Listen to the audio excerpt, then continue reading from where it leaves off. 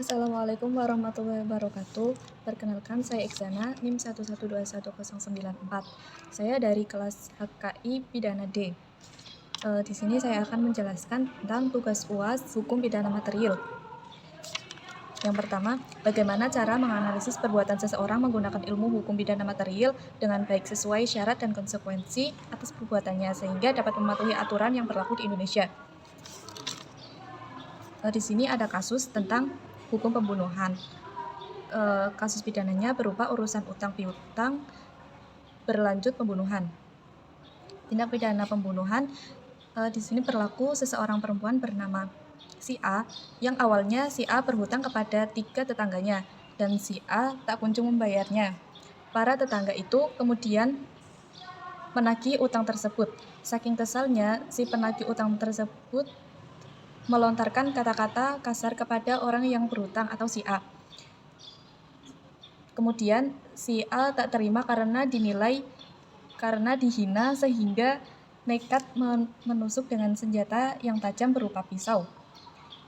Selanjutnya si A tertangkap basah oleh warga sekitar ketika sedang melakukan penusukan tersebut terhadap salah satu orang si penagih hutang atau si korban.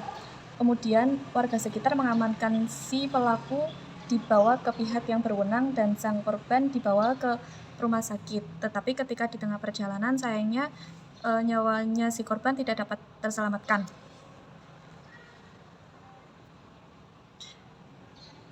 Selanjutnya polisi mengurus kasus tersebut hingga akhirnya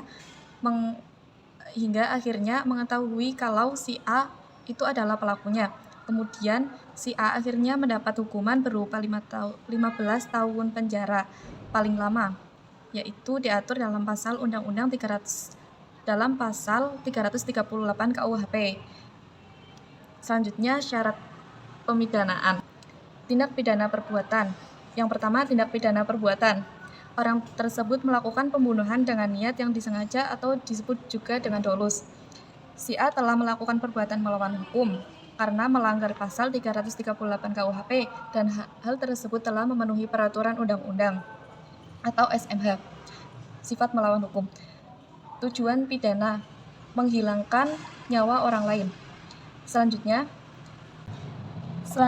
perbuatan pembunuhan yang mematuhi aturan di Indonesia, yaitu ada mematuhi aturan Undang-Undang KUHP pasal 338. Yang kedua, dapat mengurangi kasus pembunuhan yang sering terjadi.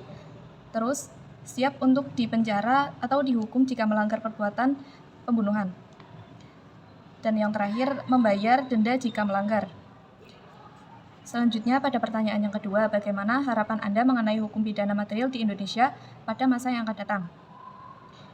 Sebagai generasi muda, kami berharap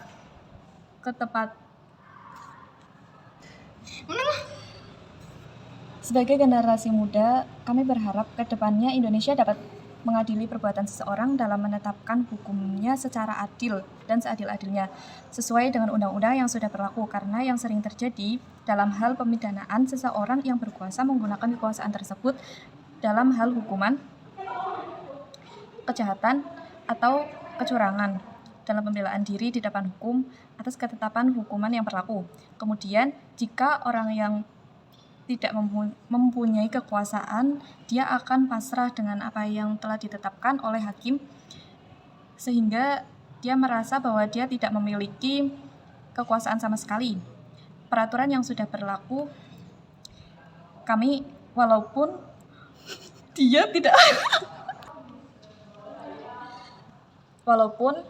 dia tidak bersalah ataupun tidak mampu dalam hal membela karena kurangnya pengetahuan tentang hukum atau kurang cakap hukum, sehingga seharusnya pihak pemerintah memberikan bantuan atau pembelaan atau sejenis layanan kepada orang yang membutuhkan pembelaan tersebut, karena orang tersebut tidak memiliki kekuasaan.